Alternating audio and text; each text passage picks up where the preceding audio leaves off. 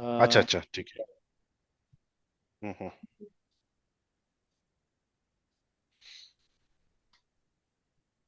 Good evening, ladies and gentlemen. We are about to begin today's webinar on reducing road accident intelligent data evaluation. Without further ado, may I take this opportunity to welcome our moderator, Sri Akhilesh Srivastava ji. Akhilesh Srivastava ji is a globally respected authority in road safety, intelligent transport system, and AI lead digital governance. As a president of ITF India Forum and IRF India chapter, he leads India's transformations in AI powered traffic enforcement, safe driving scores, next generation tolling, and connected mobility ecosystems. A former NHAI official, he pointed FASTAC and NHAI lake data and a large scale highway digitalization. Over to you, sir. Thank you very much, Sneha. I think we are waiting for Mr. Venkat to join, yeah, because of, so you can meanwhile then you can introduce our guest speaker as well, Mr. Giri Kumar, so that we both will start, and when he joins, we Now, I would like to introduce our guest speaker, Shri Mr. Giri Kumar Kumresh. Who is a principal advisor, road safety, and director for future mobility at Bosch India. He is currently leading the data work stream in World Economic Forum and involved in Road Safety India program and India representative for Board of Advisor for India Road Safety Campaign. Over to you, sir. most welcome, Mr. Giri Kumar, and thank you. thank you very much for sparing your time. I know you told me you're on leave today, but that's the commitment to the good cause of road safety you have. I know we have been knowing each other since many years, and you are basically working in data, I think, more than 2 decades now. या And a lot of your initiative I have seen. Uh, and I'm also of the same opinion that the road safety, which is a actually serious problem in India, if you talk particularly, the solution has to be slightly of the current age. या We cannot solve a problem uh, with a outdated mechanism. And Mr. Venkat is probably also connected. So should we just welcome him also and then we move forward? What do you suggest? Because if probably he's unwell, he may. Yeah, welcome, Mr. Venkat. Yeah, yes, sir. Thank you, sir. I'm really I sorry for this confusion. am There is some uh, connecting में थोड़ा okay. सा time लग गया. I'm very sorry about this. Yeah, No, no worries. Let me just request Sneha to introduce you two together, then we can take it forward jointly. Yeah, right, sir. Right, sir. yeah. Thank you so much for your kind gesture, Venkateshwar Chindu, sir, for joining us at the last time, even you're not feeling well today. So I would like to introduce our guest speaker, Mr. Venkate Chundru, Director and Head of Arcades IBI Group. He's having an MTech from IIT Mumbai in transportation system engineering. He's specialized in infrastructure project, appraisal, travel demand modeling, design implementations, and operation and maintenance of intelligent transportation system across highway and toll roads. Over to you, sir. Welcome, Mr. Venkat, and thank you very much for joining. Despite your, just I came to know you're not very well. Yeah, yeah. Mm. No, no problem, sir. I think it is. Okay, fine. Thank you. Yeah, yeah, So it is my pleasure to be unfortunately, part our of two the. speakers had something, but Yeah, I'm again very, very thankful to both of you for sparing, and that in fact, I praise the commitment you people have for this. Um, mm, so today topic is slightly different. What we generally talk about and what we say, the road safety actually a serious problem in India. We all know the recent data. Today I was in India Infra Summit. There again, Honorable Minister was mentioning same thing that we are not able to solve this problem this year. Again, it has gone up to 1,72,000 fatalities on road, which is, and now the globally it has come down by 5%, but in India it is increasing. So that means there is something wrong in our treatment, or the way we are approaching road safety. Because it's not that government is not doing, government is doing their best, but despite figures are not coming down, though this time it has tapered, the growth rate has come down drastically. That's the only good thing. But if we still compare globally, I was just looking at the figure in that the report, which is available on North website. The highest number of fatalities, the NH, you all know, contribute only 2%, 2.1% now. So 150,000 kilometer of highway contribute to roughly 166,000 of accidents and around 68,000 of fatalities. What does it mean? Every 1 kilometer there is one accident on NH, and 0.48 fatalities, means half fatality at every 1 kilometer. That's very disturbing data. So when I mean the record. Secondly, I was some people argue that no, the number of fatalities are to be compared with the size of India. The see, look at the population, the number of vehicles we have, 1.4 billion people, so many 350 million vehicles in India. So to this again, to my viewers, and for sake of discussion, I'm giving these few points. It's not correct. So there is a parameter globally which is known as 100 million vehicle kilometers. Yeah, Mr. that's Giri correct. must be knowing. So that is a parameter. How many vehicles are in a country and how much these vehicles are Correct. traveling. So in that scenario, the USA, in the because of their size, large number of vehicles, and their travel, their record is for 100 million vehicle kilometers travel. The record is for this 100 million is only 1.3 Correct. fatalities. Whereas if we convert in India, though we don't have enough data, so I try to capture this data from the petroleum industry sites, the consumption of petrol and diesel, and averaging it, it works out 10 plus. So Hmm. the so if you extrapolate that, then still it is very high. So per kilometer is high, travel with the vehicles it is high, and this is the scenario when the number of vehicles in India, and there is another parameter, per 1,000 population, how many vehicles people have in a country. So you may be knowing in India it is only 34 vehicles per 1,000 kilometer. And the way India is, we are progressing, sure the numbers are going to multiply, aspirations are high, per capita GDP is increasing. So in next 5 years we may be crossing 100, whereas the globally numbers are somewhere around 400 to 500. So Hmm. we are 1/10 of that, but the numbers are high. So in all respect, there is something wrong. What I'm trying to say is none of the justification works. So problem is there is a issue of road safety. We cannot camouflage it by any means. Number one. Now let's, if it is identified, then what is the best way? So the till now the focus majority has been towards identifying black spots and correcting it. This has been happening since almost few decades, but rather than decreasing, it is increasing. So, what is the next solution? What is the next step can be done? Here comes what is the topic of today's discussion: reducing the road accident through intelligent data evaluation. So, the traditional approach of addressing through infrastructure upgrades, strict enforcement, and awareness campaign are not yielding the desired result. I will not say not yielding, but not that effective as it should have been in bringing down. So, with these remain important, the growing complexity of the current traffic system requires a smarter, data driven approach, and that is called intelligent data evaluation IDE system.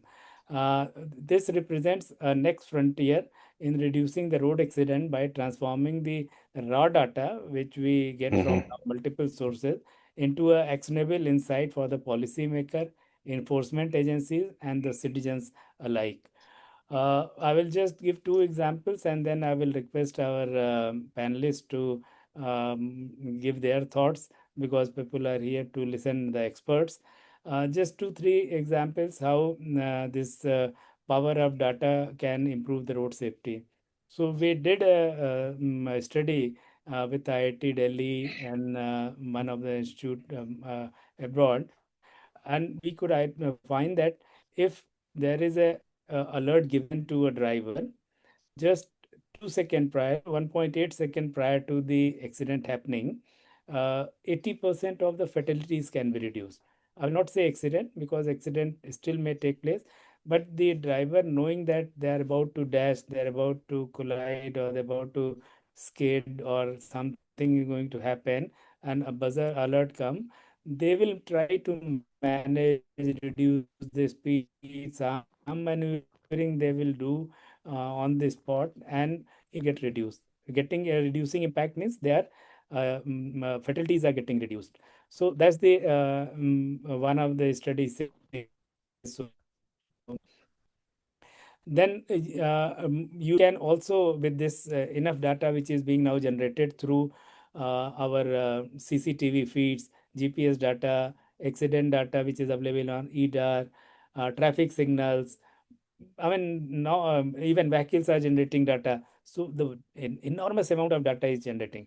But if we use this raw data through some AI layer or some software and then communicate it back to the people, like accident prone area, the pop-up comes. Mr. Venkat is already doing these things in Bangalore from through their softwares and the platforms.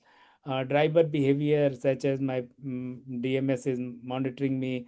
I'm perennial over speeding, rule violators, and all. This can be again informed to the driver on real time as well as to the enforcement agencies on a real time. Seasonal or time based accident trends can be informed on a real time basis.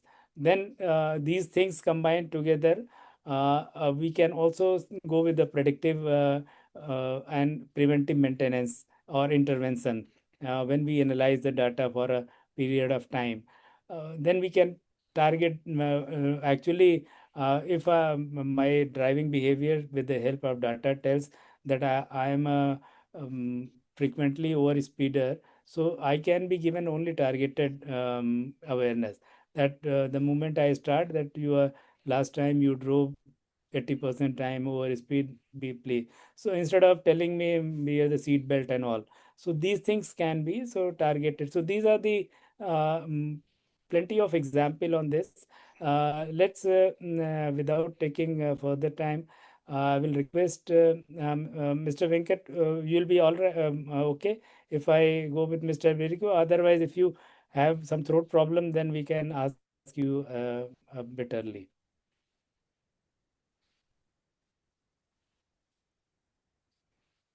I think there's a, so I will request Mr. Giri Kumar, so you can start your presentation and please tell your long journey with the data. So how do you deal in the data day in, day out and have enough to tell the viewers? You Thank see you. the audience are increasing. I mean, more than I can see 120 people are there already. Yeah. Thank you, Akhilesh ji. Thank you very much for the IRF team for inviting me. Yeah, it's a very long journey for me in the data world, but it just feel like that I just started my journey yesterday. Okay, so that's how the whole journey is. So today I just yeah, I was in a holiday, but I did not want to say no to this IRF forum. So I just wanted to share whatever I did. So today I would like to give you a short overview of what data means in India, especially in terms of road safety and accident data. And then post that how data is very important and what we are lacking and how it is effectively utilized for further development of and infrastructure, education, and also vehicle safety. So basically, I come from vehicle safety area. So I will also share some thoughts of how do we use with pre-crash, crash, and post-crash, and all these things. So I'd like to share some short presentation. So just if you still feel that Sure, if you have please. any doubts, yeah, just let me know. So Jaswinder, I just think there is permission is there, no? yeah. Just give me a confirmation thumbs up once you see my data screen. Can you Yes, screen? we can. Yes. Okay, super. Okay, so I'm principal advisor for future and road safety mobility with 2 decades of expertise. So I started my career in data, and I'm still in with the data. So the whole journey started in a very funny way. As soon as I finished my masters from IIT Roorkee, especially in machine design, I was always in a thought of designing some component or some device to save life. Okay, that was the thought. I don't know how this thought came in.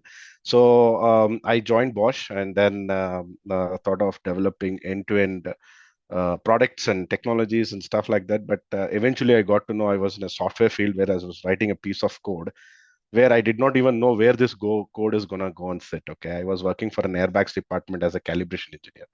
Then I realized that okay, there are so many engineers to develop products, but why do we develop this product was a question mark. Okay, when I first traveled to Germany in 2011, I saw the vehicles there and the vehicles here, and the traffic condition, the roads entirely different. Why there is so much of difference? What is that we are lacking? This is was the thought which was just haunting my mind. So that's how I started my journey with road safety activity, and eventually I was recruited to do accident investigation in Germany, and then I was trained with GIDAS for a couple of days, where I was on the field to really look into the accidents and then measure everything across, and then record all the forensic data points, and then use this data points for further evaluation. So this is how my journey started, and from Germany came back to Bangalore, and then started introducing. That's how we started off our own data systems and stuff like that, which I'll take you through.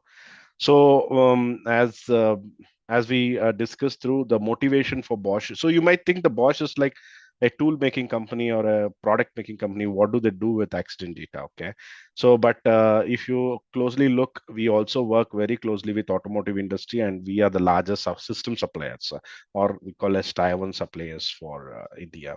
And especially we had a very small group of people in crash safety called corporate research or accident research guys, 4 to 5 people taking care of global research. Most of the products what you see out of Bosch as safety standards is more or less designed and coined by this team of people. So I'm proud to say I'm one among them, and this is is a big team of uh, 5 to 6 people supporting a big team of 500 to 5,000 people who develop products.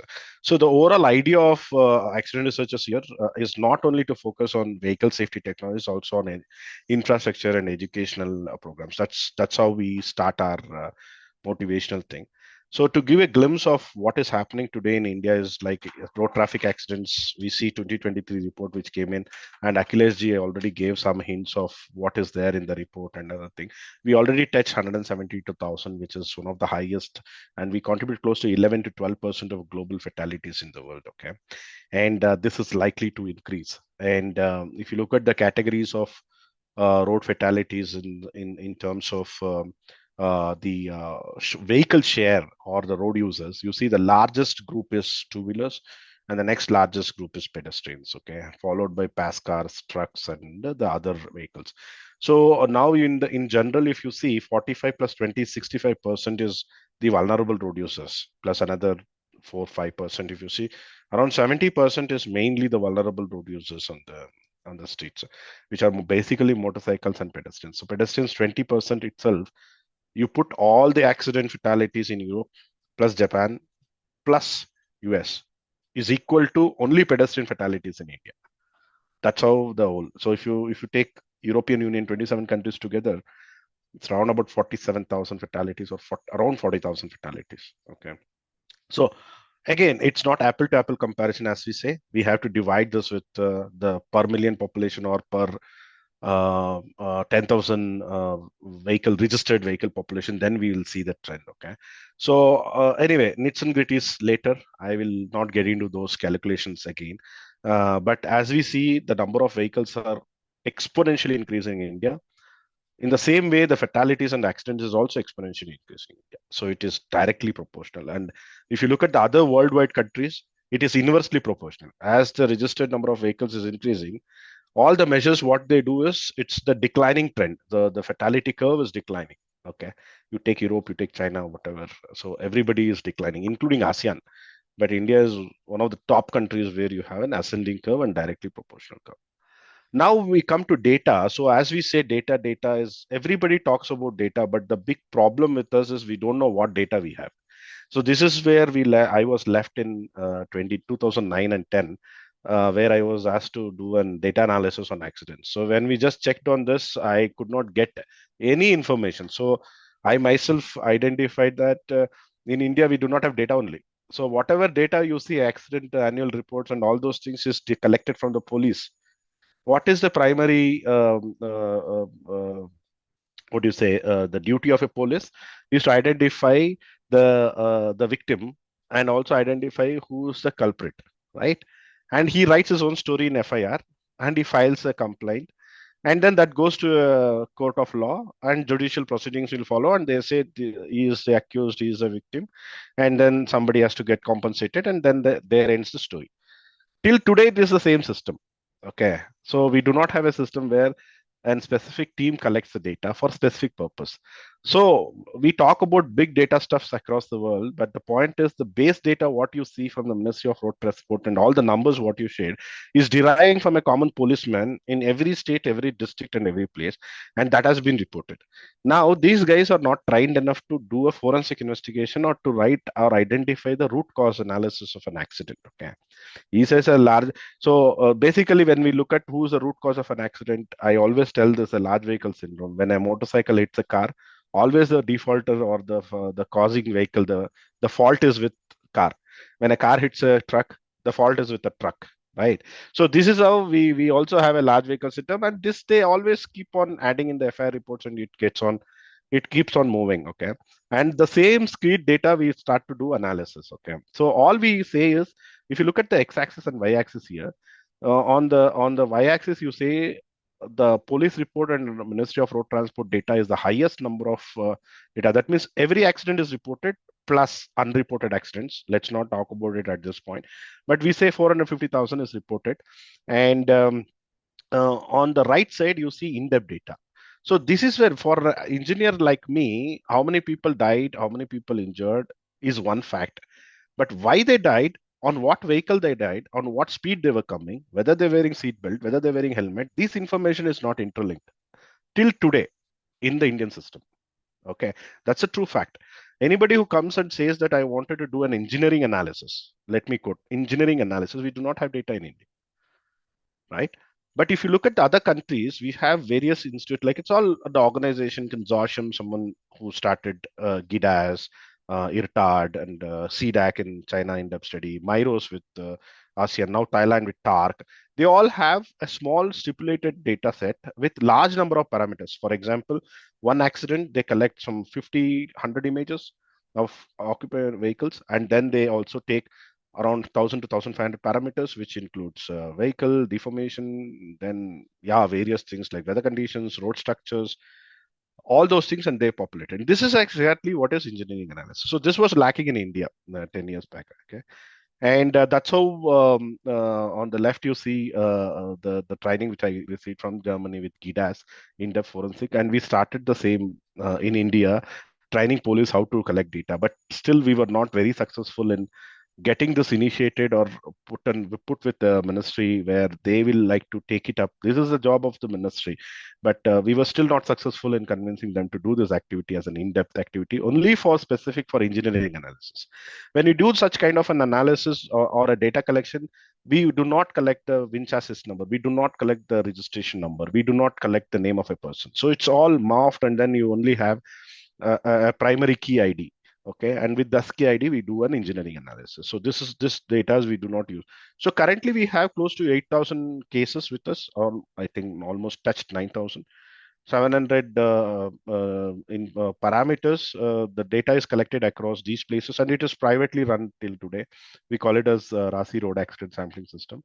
So this was started in 2009, and way back until today, this is the only engineering data sets which is available across. Now, how this operates is like this is operated to a consortium, and currently we have consortia partners like all the auto manufacturers and also suppliers. And currently, our ARI also is part of this group, and they also give us information on how we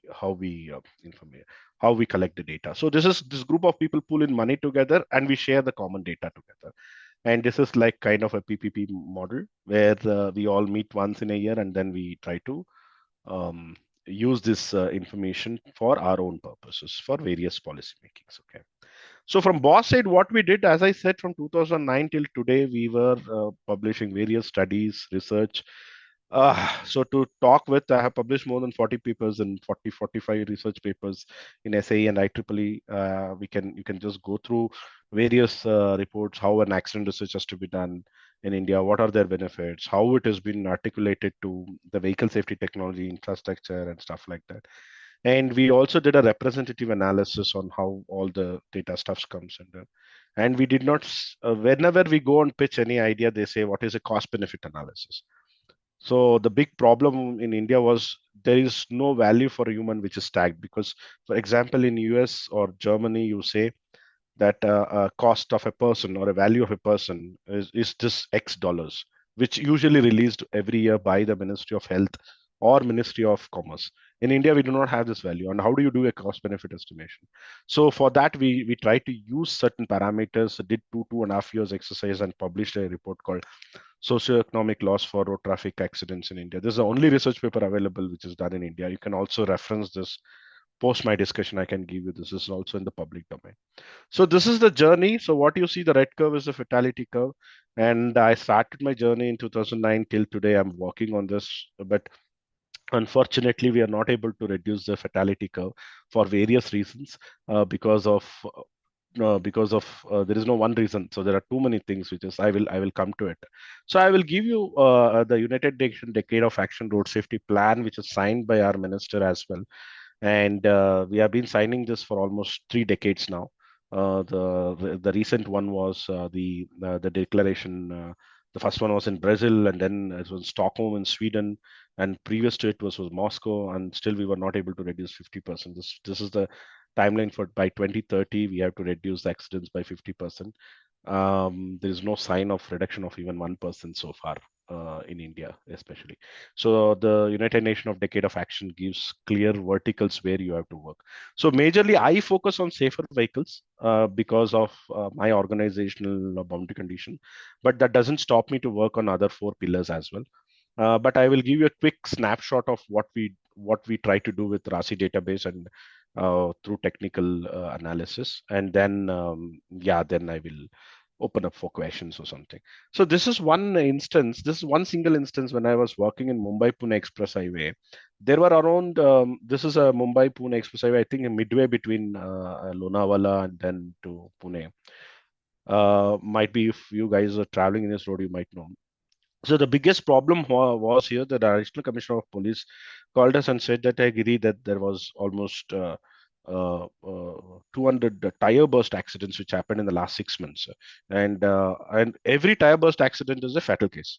So then this question came up with various ministry level and also with the tire manufacturers and also with the road accident investigators, and I was also part of this investigation collection data. And then there is no chance that the tire can just blow out just like this. And all the accidents reasoning was tire burst. It can't be how it was. So because the FIR is filed, there was around Mr. 48 case Giri, or something. Yeah. I think though I'm able to hear your voice very clearly and loud, but in chat box somebody has written that be a little louder. Is it possible? Hello. How is it okay, Yeah. sir? Now. No, it's okay. Perfect. I think Okay. he might be. Okay. I try to speak a little bit louder. So the point is like here, when I look at the tire burst cases, what is happening here is that then we investigate. There were around 48 cases. The main reason was tire burst. Then we looked into this and we visited the spot, and we also investigated a couple of cases, and we saw, if you see the road here and also how the road is designed here, and you see a small 1 feet or a half feet crub stones, and with a big gutter for water flow and a pot for beautification. So when the vehicle is going in this direction, the direction on my left, the vehicle is at 120 kph speed because he has a very clear visibility, and he is just exiting out of a tunnel, and then he suddenly sees a big road which is full free, and he has nearly 2 kilometer visibility. As soon as he exits the tunnel, he has this tunneling effect. Suddenly he dozes off, or some kind of change happens due to the lighting condition. The driver tried to steer left or right, and he tried to oversteer. As soon as you oversteer, the vehicle tire hits this cup zones. It's a point contact. Immediately tire blows out. It's not the old tire or the new tire. Any tire at this 120 speed hitting a half feet crupstone at a point contact immediately blows out. And then the driver loses the contact, and then he hits the pot, which is a beautification, which is kept for beautification. As soon as the vehicle hits the pot, it is again a point contact. When it hits, and again it starts rolling, and it comes to the other side of a road. The other side of a road, again the vehicle is coming at 120 kph, and you have a cascading effect of an accident. See, this is a very beautiful road. There is no pothole, there is nothing, but unscientifically designed. Okay, these are creating, so every accident which is happening because of the crabstones, they say tire blowout, because the police sees the car and he sees a broken tire and he says because of tire burst accident. But the root cause is not the tire, the root cause is the unscientific design of roads. So such kind of data points we have to identify and do it. But anyway, this is not the only case. We have done such kind of analysis and small rectification in various places. So what we did is like we asked the municipality, and we did not change it. We asked the municipality and the local board and NHAI to change all these things to a rope barriers, and they did it. And after doing it, you see the differences, and almost from that day till today, there is no accidents of tire burst reported at all in this particular terrain. So that's what I try to give. Data is very important, and we also have to have an eye of how do we see this. So now I jump to a crash phase in the vehicle safety technology. Generally, what happens in a crash phase in vehicle is that when a vehicle is moving, suddenly you see an obstacle or an blockage, and you try to prepare yourself. Then you try to brake. Then you try to steer, and then if it's unavoidable, it goes to a crash, and then finally it goes to a post crash. So we divide this into three phases: pre-crash, in-crash, and post-crash. And in all the things which happens in the pre-crash product, for example, ABS, ESP, everything comes in pre-crash. We avoid accidents. Then the accident is unavoidable. Then we enter a crash phase. Then the point is not to save the car, but to save occupants sitting inside the car. That's how we designed very good airbags, pretensioners, and all the occupant safety systems. Post crash, once the person is saved, or the victim is saved, occupant is saved, then it is an immediate need for us to put him into our nearest hospital within the golden hour time. So generally golden hour is like 20 minutes, though we call it as golden hour. Golden hour is round about 20 minutes to 30 minutes. So this is the three stages. So what I work is on all these three stages to fix what kind of products can fix into this ecosystem so that we can avoid the crash. If crash is unavoidable, and how we can do. So you can see the timing here. This is very interesting. What was fascinating me is that this time, when you say the 600 milliseconds. So, for example, you have a vehicle going at a 100 kph. Suddenly, he sees an obstacle. He tries to brake, and then after braking, also the obstacle is so near that he is not able to avoid, or the brake system is not efficient enough to stop the vehicle. Then he goes and hits. As soon as he hits, then you have an load transformation across the car, and the sensors, afferent sensors, takes the signal, and then signal is again transferred back to your ECU, and the ECU do a proxy check, and then it gives a signal to open an airbag, and the airbag is deployed, the person is saved. Yeah. So the entire story, what I said, happens in 300 milliseconds or 250 milliseconds. So when you see 250 milliseconds, just to give a comparison, when you blink your eye, it's almost 800 to 600 milliseconds. All these things will happen in 1/4 of your blink of an eye, and you have to design a product for that. and what amount of perfection data you need for to do this. That was the thing which fascinated to keep me on this field for almost 20 years to work on this. So various systems, I already explained that active, passive, and driver assistance, everything comes as such. And I will not get into all this. You can just Google, you will have all the information how this system works. If you need any information, you can also come back to me, I can give you. The most topic is ADAS today. Okay, so this is a very interesting topic for us to work with. So one is on the data side, on the digital data. Now we talked about the video data. So now how video data is very important for us, because most of the ADAS technologies is developed for European markets or US markets. But in India, it is quite complicated. We have to identify how we use this data. So we have a system of collecting these information, digital data, and then label this data, use this data for detection. So with the existing product, we fit in and see how this ecosystem works. Okay. For example, there are many systems like AAB pedestrian system, AAB L standard function, or you have vulnerable road user protection system, cross traffic alert systems. There are around 200, 250 systems available in the market. Okay. And we also produce more than half of it in-house. But the point is whether these things fits into the ecosystem is another question for us. Say, for example, we use radars. Okay. When you use radars, you have pedestrians in India, especially on AAB crossing. The attire in India itself is different, because how AAB pedestrian is detected when the head movement and the movement of the legs. Okay. Now the point is when head and leg is moving, this is a two plausi check. But for people in India, most of them wear saris, women wear saris, and men wear dhotis in the southern part of India. Now this leg movement itself is not checked. So the radar goes confused. And cow buffaloes, which is moving like this, is not detected, and because it's not designed at all in the European world.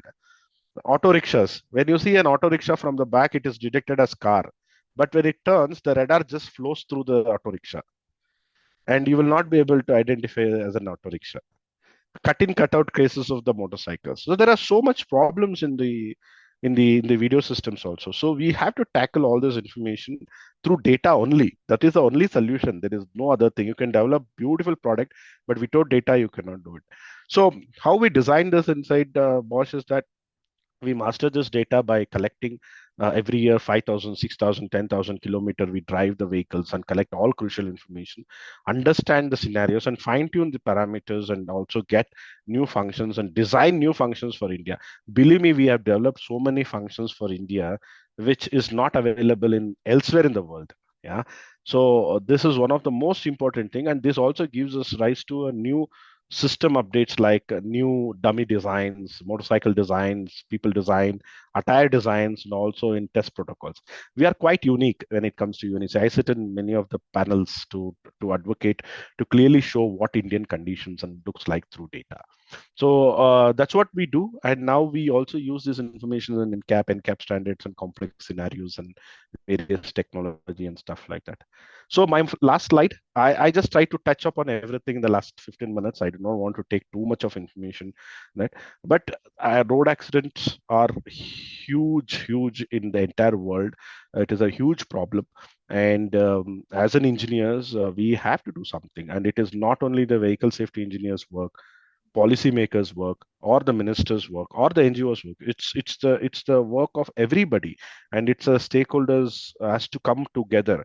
So this is only possible by achieving hands together. So if you see the left side here, scientific design of roads, black spots, zero fatality corridors, all these things Mr. Akhilesh initially started talking about and all.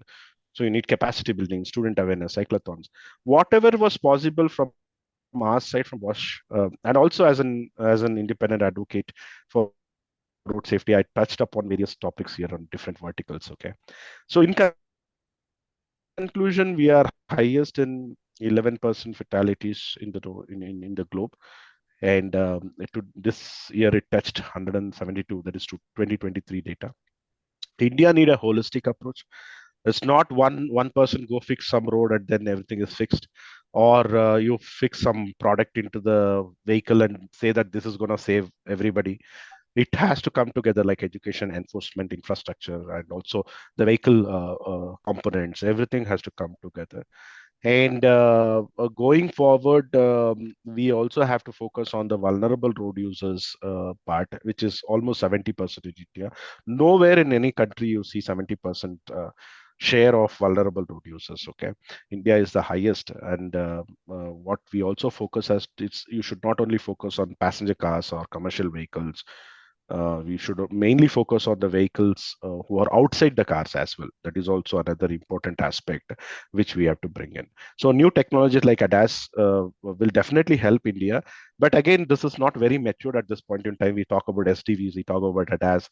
We can give big lectures of how software is integrated and getting connected and all those things. But whether this will, and it gets enabled with 5G, 6G now with V2X communication and C2X communication and stuff like that. But how does it work with the existing ecosystem is the question mark. So there is a long way for us to go, and data plays a very, very crucial role. Okay, be it a digital data, video data, DAC data, CAN data, road accident data, EDAR data, or even the RASI accident data. All these data are important, and how do we enable them into the single platform and come up with overall ecosystem? If you work together, I think the next 2 3 decades we can do wonders in reducing fatalities, and how the other countries like zero vision like Sweden did, Germany reduced their accidents, and US reduced their accidents. We can really do wonders with because we have everything. We just have to have a platform to take everything together and have a holistic plan to work together. And I'll be more than happy to join IRF, Akhilesh ji, and many other people who wanted to work in this domain and share my expertise, competency in order to reduce lives. So with this, I would like Thank to close my talk. So thank you very much. And if you have any questions, you can just post me in this email as well. Yeah, And thank you very much. yeah, Thanks, I'd like to. Shikari Kumar. Wonderful Thank you.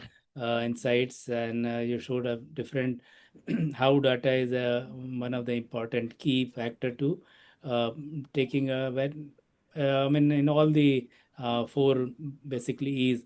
Though that's now outdated concept. People say the E's are Mhm. individualistic, so now it's a safe system approach.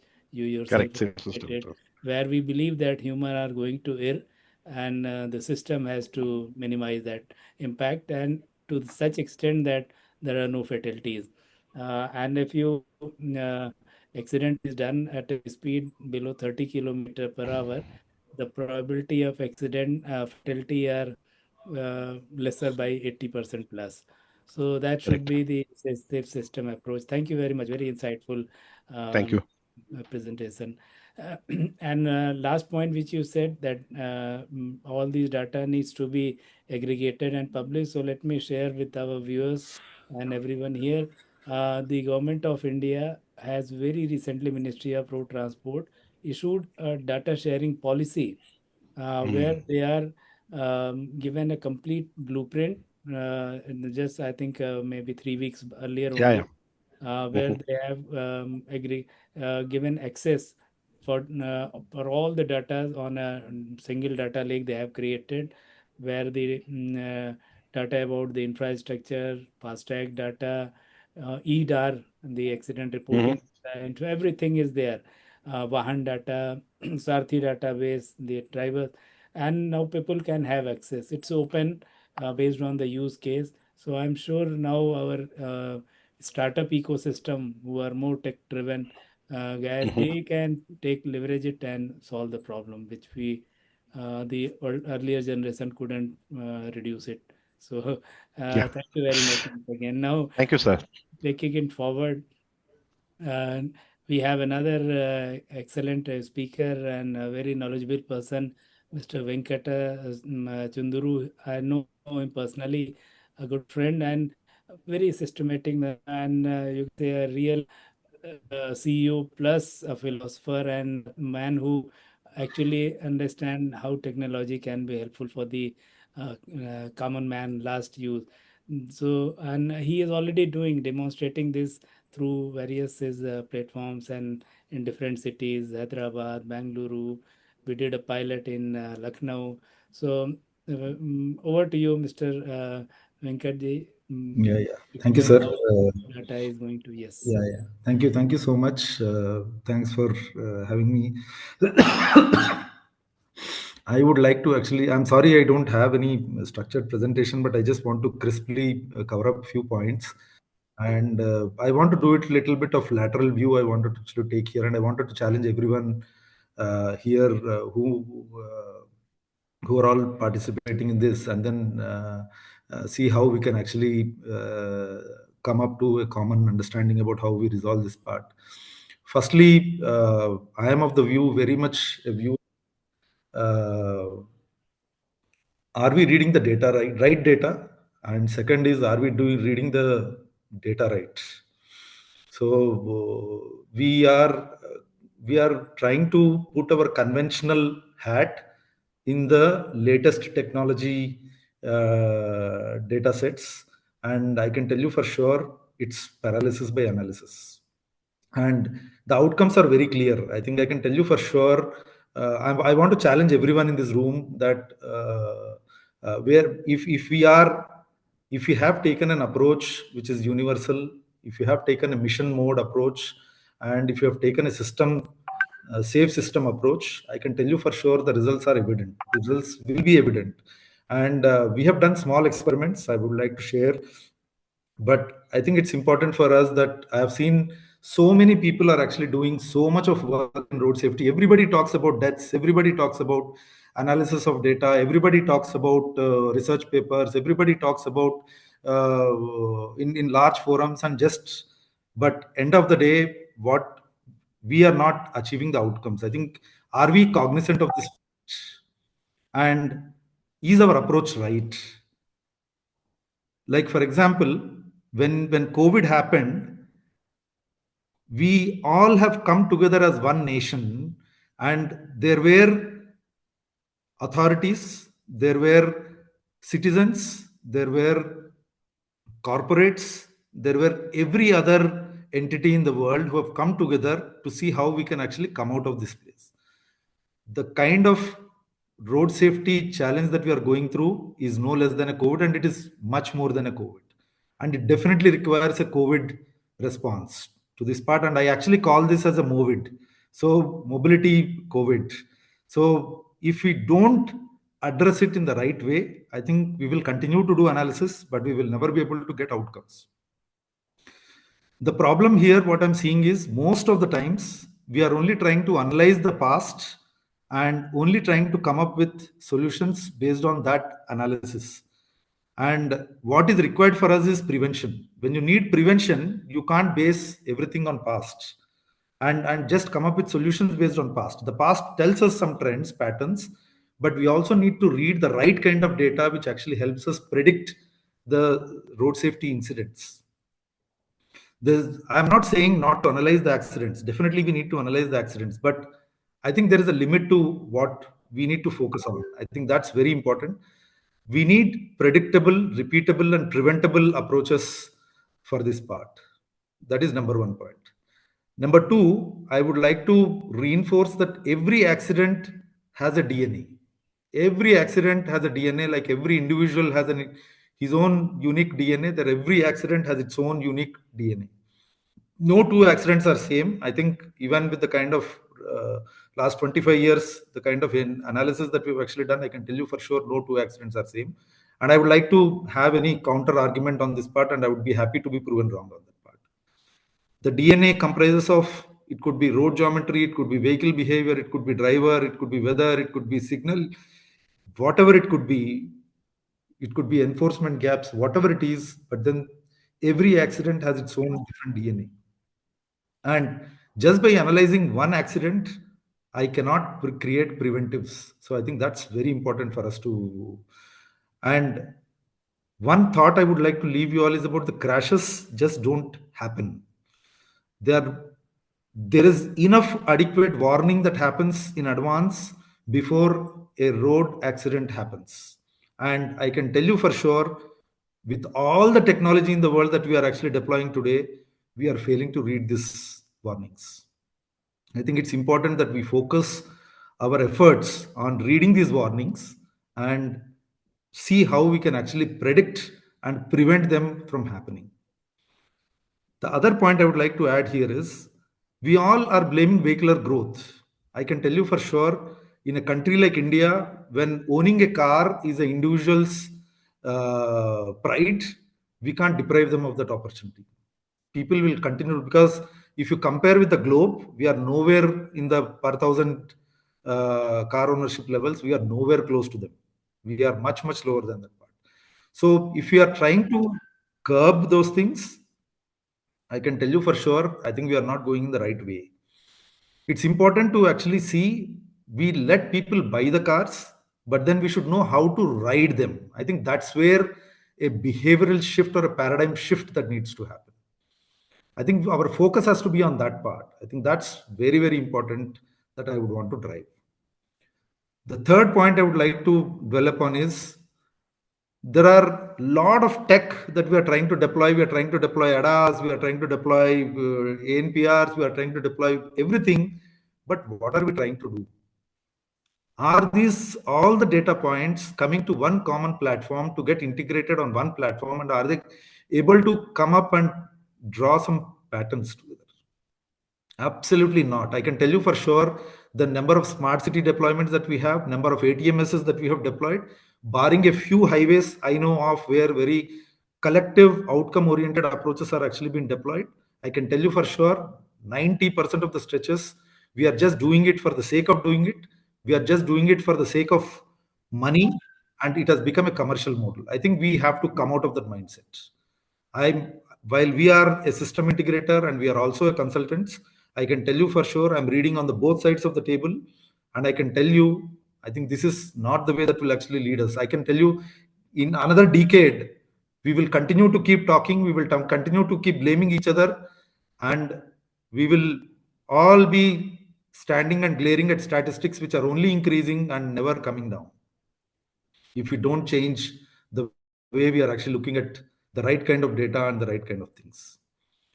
Let me tell you another analogy here. I think I can tell you there are 100 NGOs today in the country who are working on road safety. I can tell you for sure the hundreds of crores of money is actually getting pumped into through various corporates through their own road accident prevention programs, right? With the kind of money that we are pumping in and with the kind of efforts that are actually getting channelized, I can tell you miracles can happen. But it is being left like a blind and an elephant story. I'm sorry to say this. Everybody is viewing the problem in their own perspective. We are not looking at it as a holistic. Elephant in the room is not being recognized. We are all looking at each of those portions and what is convenient to me. An OEM looks at road safety camera as a sale that he's actually doing. The guy who is doing analytics is seeing it as the technology that he's actually deploying. The guy who is concessionaire who is actually deploying is seeing it as a compliance. The authorities who are actually seeing it as another way of that initiative that they are actually trying to drive. And I don't have to say about NGOs here. I'm really sorry, but this is the truth of life that what we're seeing here. It is very important that we need a collective mission approach. I'm fully agreeing with what my previous speaker has actually echoed the sentiment and Akhilesh was talking about. I think we need a mission approach. We need definitely a war footing approach. We need a collective and collaborative approach for us to actually solve this MOBID that we are actually talking of, right? So I think it's very important. I think I have actually seen a lot of educational institutes have come forward, and they are actually doing a lot of these data are being owned by them, and then they are actually thinking that it is their property and they don't want to share the data. I don't want to take the names, but then we all know who they are. It is very unfortunate, and now today with the ministry's support, it has become an open data. Just imagine how many lives have been lost in the process of keeping the data proprietary to one's own chest, right? And what data are we talking of? So it is absolutely, I think it's important that we need to come out of those shells and we need to see how we join hands together. Definitely we need domain expertise. We can't have any problem. Tech cannot solve the problem. I can tell you for sure, we have enough tech that is actually in hand. There are so many startups, Akhileshji, you are right. There are so many startups who are willing to do, but I can tell you for sure, it is the blind leading another blind. I can tell you so many startups have come up with so many solutions. Tell me what startup has given us an outcome which is sustainable. I'm sorry to say, but it is not. So it's important to channelize the efforts of all these startups, domain experts like educational research institutions and private entities, and everybody has to collectively recognize their role. There has to be a mission, national mission for road safety has to be redefined. It has to be redefined in the context of the latest paradigm shift that we need from the conventional data sets to a new data sets that are actually being growing, right? It's important that we need to redefine the whole mission and then ensure that everybody has a role to play in this, and divide this entire paradigm, divide the entire approach geographically and by time wise. Time and space distributions is a very old paradigm that still is very relevant. It's important that we need to correlate all the analysis, all the tech, all the domain expertise into time and space. Make sure that we predict these, read the warnings right, predict those things from happening, and predicts those happenings and then prevent them from happening. I think it's very important, and I'm not doubting anyone individual's commitment to saving lives. All of us are equally committed, and I can tell you, for more of you are very passionately doing these things, but I can tell you for sure, individual, together we stand, divided we fall. I think there is no other paradigm or parable that can actually be more relevant to this particular mission than anything that we actually talk about today. I think it's important that we redefine this part. Having said that, you all might be questioning me. Yeah, you have talked about a lot of these paradigms and all those things, but what is it that you have actually done? I just wanted to take two examples for you. I'm sorry, I will share my deck sometime, those case studies with ITS India Forum or IRF sometime later. But I can tell you for sure, there is a lot of analysis that is actually required, but then it's important to read the patterns and read the warning signs. So what we did, one of the important initiatives that we have taken was, we have actually repurposed the digital infrastructure in the city of Bangalore. We have picked up a junction camera and we started tracking and tracing each vehicle by type, including the pedestrians and including the all NMT modes, cyclists and everybody. And we started tracking their path at a junction, how they are moving, and with their movements being traced, we have been able to bring a near miss analysis to the table, and we have been able to build a matrix of where is the potential conflict happening, which is the most vulnerable pair in the whole scheme of things, as to what is hitting whom and which is going to cause more accidents or fatalities in that particular junction, and then stay focused on that part and pin it down to the local space as to where that hotspots are with those two vulnerabilities that are actually there. Read the patterns and see how we can prevent those hotspots from continuing there. We have been able to do, and I can tell you the results are amazing. I can tell you, I will almost like we have been able to save, uh, we have been able to bring in the accidents by 20-30%, and we have been able to save lives every day, I can tell you for sure. Second example is about our Astram actionable intelligence for sustainable traffic management that we have implemented on the New Year Eve of 2025. We have realized, we read the patterns of last few years. New Year Eves, people drink and drive. They drive very rashly. And all these youngsters in Bangalore go to these pubs and events and then go late, and then they behave the way that, which is more irresponsible way that people have been. We can't stop them from doing that, what they want to do with their lives. But we read that patterns, and we actually identified the hotspots in the city where the 2025 New Year Eve celebrations are actually expected to happen. We have mapped that to the local areas. We have mapped that to the high speed corridors which are actually leading to them or moving away from them. We have identified where the potential accidents vulnerabilities are actually there, and we have been able to take 5 preventive actions. Number one, we spoke to all the, called up all the bar owners and pub owners, and then educated them on what's the important thing that they need to monitor. And if somebody is overdrunk, and if somebody is actually is not in control, immediately the police nearby those areas to be informed, and they will be taken care. Number one. Number two, we closed all the high speed corridors because there is no peak pattern in that midnight. We closed all the high speed corridors, and we only made only those ground corridors which are not that high speed corridors, so that the speeds are very much in actually control. Third, we positioned the response teams wherever there are potential hazardous accident hotspots, are predicting them, and how we can actually give them the golden hour response. Fourth, we did a lot of campaigns among the youths, colleges, and corporates about what is the responsible behavior and how this can be taken. Last but not the least, the entire commissioner himself was through and through monitoring the condition, sitting in the command control center. That's the ownership the authorities have actually shown. Just imagine the kind of outcomes. There is zero fatalities.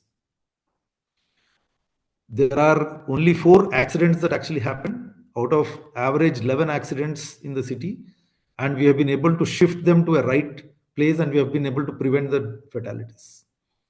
So what I'm trying to say here is, I think it's important, again and again I'm repeating, I think it's important for us not to be paralyzed by analysis. Let's look at what is important for us to predict or read the warning signs of the pre-collision alarms, make sure that we are prepared for those responses, and make sure that we are collaborating with each other, ensure there is domain expertise coming in to create those preventive actions, and make sure that we are collaborating with every other stakeholder. Nobody is alone in this war or in this battle of movement. It's important that we all have a collective responsibility, and there's no one gold medal that is going to be given to one individual or one entity in the whole scheme of things. As a nation, the way we take pride in giving the vaccine for the globe, I think there is a passion that we can actually demonstrate in giving a right kind of data led solution for addressing the road safety challenge, is what is my dream. And I'm totally committed towards that part, and I'm actually hoping that all of us are together in this journey, and we will work together towards this outcomes. Thank you so much. Thank you very much, Mr. Venkat. You gave both plus and minus. In fact, you shaken the mind of people, but ultimately your own two case studies which you explained. That is what we are discussing actually. So always at the end of tunnel there is a silver line, and we have to look at that, not the darkness which we are going through. And I'm sure with the people around us, the positivity we are building, we will definitely achieve it. Do not underestimate the strength of India. When COVID started, you read the experts, everybody said so many millions deaths and all those things Absolutely. will happen. Nothing. So we overnight built the vaccine and did it. So when determination comes, when FASTag Yeah. program was happening, there are experts' opinion of the top consultant that by 2025-26 India will achieve 80% of electronic toll collection, whereas we did it in 2021 itself 97%. So we run the biggest Aadhaar platform, the biggest digital ID, the UPI. So that's the strength of India. So we have to understand our strength, not to say that we will. Only thing what you rightly said, when through technology, when you identified these are the root cause of accident on a New Year day, drunk and drive, then the action was taken around that. So that is what the data does, and that's what the theme of the today's thing. Rather than promoting or just announcing, data gives you an insight to focus your effort on that. And Correct. that is actually, and one of the reason which all everybody knows, uh, when you develop something or when some positive thing comes, there is another backside to it. Uh, Till 2000, early late 90s, the most of the roads were narrow lanes and all. Then NHI came and National Highway started building. National Highway means high speed corridors. So in just 25 years, we built more than 150,000 kilometers of high speed corridor, Roads. national highways. United States of America, they started their program in 1956 of making federal highways, which is uh, analogous to our NH. They took 50 years to make 48,000 miles. 48,000 miles, you convert maybe around 74, 75,000 kilometer in 50 years. We've developed double of that in less than half of the time what they took. So the speed is phenomenal because we need it. They require for the GDP. Same way vehicles, the number of vehicles registered on Vahan portal registered in 1997, 98 were only 5 lakh to 7 lakhs. Now the vehicles has crossed above 50. I'm talking about the four wheeler above 60 lakhs. Two wheelers has exponentially grown. Now last year registration were 2.6 crore, one of the Correct. highest. So these things, these are required for development, but where we missed, the missing So was this is that exactly what I'm saying, that we are reading the no, no. wrong patterns. So, And I'm let telling me you, complete it. just 1 minute, sir. Let Like what I uh, was telling you last time, the speed thrills but kills. This is exactly what I no, was no. talking to you in the So last time. let me just complete the thing, the Yeah, analysis. And I'm discussing. We are openly discussing for this. So what where we missed it? We missed two things. When you are developing a slow speed road to a high speed exactly, corridor, we have to also upgrade our enforcement system, and we have to also change the mindset of people, the driving behavior. The driving absolutely, licensing system has to undergo a big change, as it happens exactly, in most of the countries, exactly. developed countries. Here we missed till 2000, till very recent few years back. The license is still, you go out of metro cities and pay money, get the license. What about the enforcement? The police is it's not their fault. It's You require automated system. So many vehicles at high speed, you require ATM should have been from the beginning itself. So these things we missed it, and that's the reason people started, the Absolutely, behavior absolutely. skewed. The behavior got skewed. The driver thinks, firstly, I am not being caught. If I am caught, then there is a way to get out of it, and that's it. So you just, I will give an example. uh, I met some day back a person who traveled with me from USA.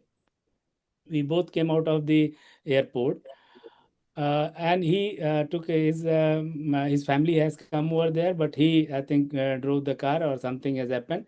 I took my car, and half an hour after he called me. अरे sir, मेरा गाड़ी का कुछ चालान हो गया, can you help me? मैं कहा what happened? I was cot jumping red light. मैं कहा you are US citizen, how are you driving? Yes, I was driving. I said let me try after a long time, and I just missed it.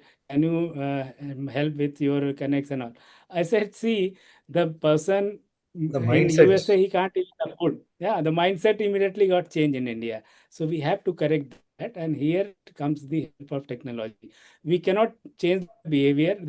That's a generational gap. 20 years it will take, but 20 we can't allow so many accidents to happen and kill 500,000 people. So we have to go with this system that yes, let's go improve, use technology, alert people, focused approach, focused enforcement, and all. So I think very good discussions we have. Thank you very much to both our panelists. Very experienced. They shared very good insights. There were good questions also. I was replying some of them. You can also look at the Q&A, and if you feel Mr. Giri or Venkatji, you can.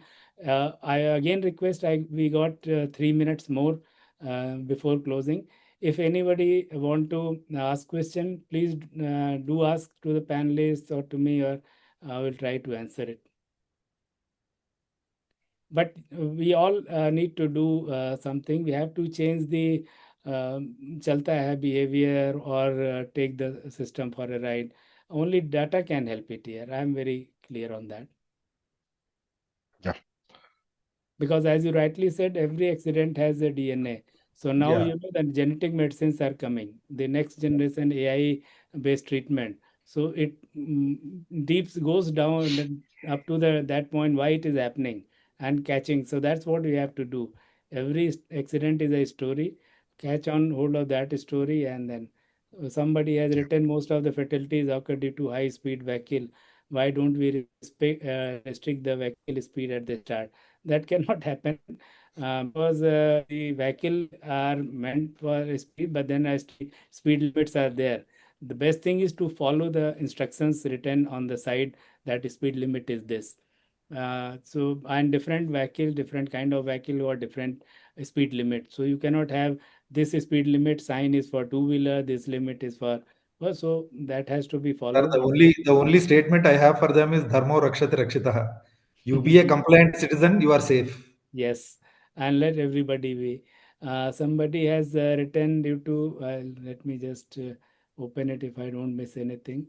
Some improving road safety to data or any means welcome. Root cause still, I think, is the fundamental road design. Fully agree. We are not saying we are going to change that fundamental reasons of geometry and other things, but data is an additional source to you to improve that where we are actually wrong.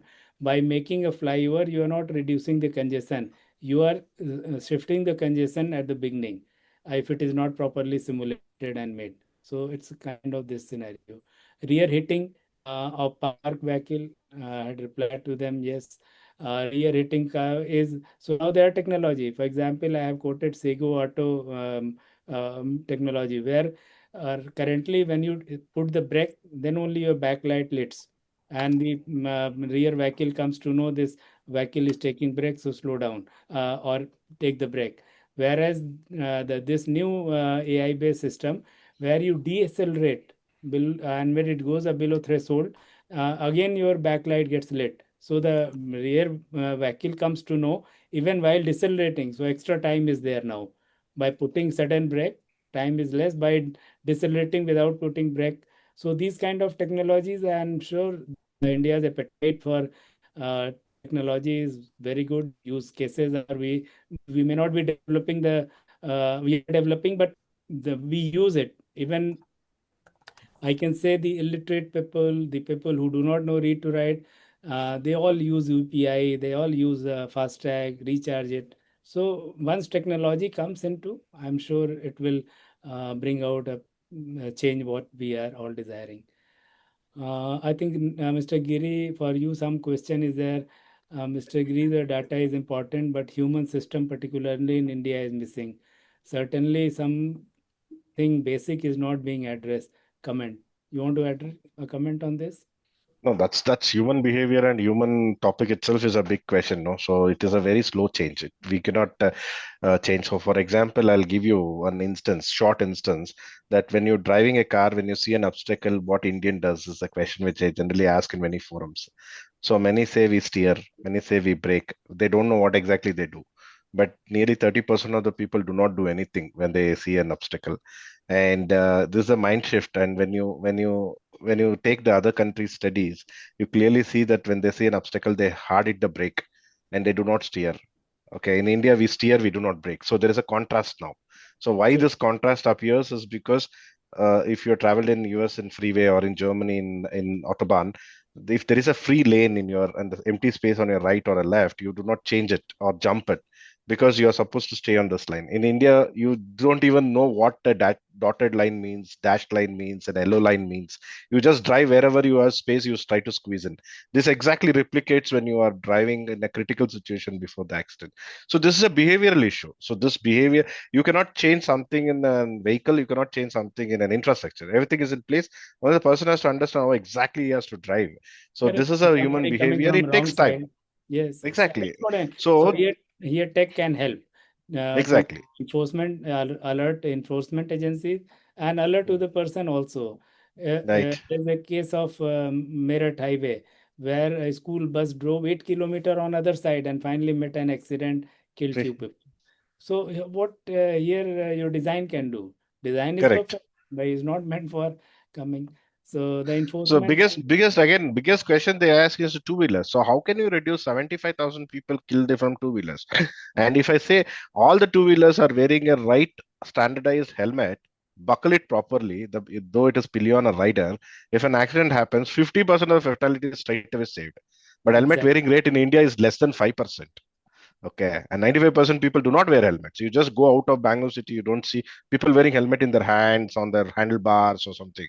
So you yourself is not willing to wear a helmet, and you are saying that I have to be saved. It's with the mercy of God. So No, this is a but behavioral change. now changes are coming. Correct. I just visited some of the tier two, tier three cities very recently, and I could see the people were wearing helmet. Hmm. Even pillion riders were also trying to wear. So Super. the things are coming up.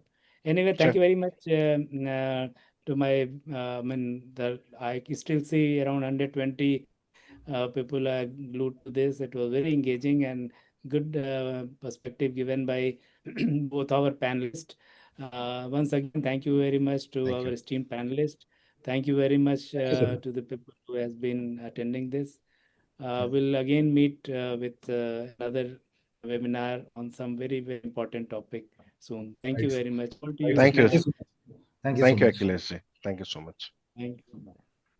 I would like to thank our moderator, guest speakers, our supporter, participants, IRF staffs, and the volunteer for their invaluable contributions. The collective efforts have made today's event successful. Thank you so much. Thank you. Thank you.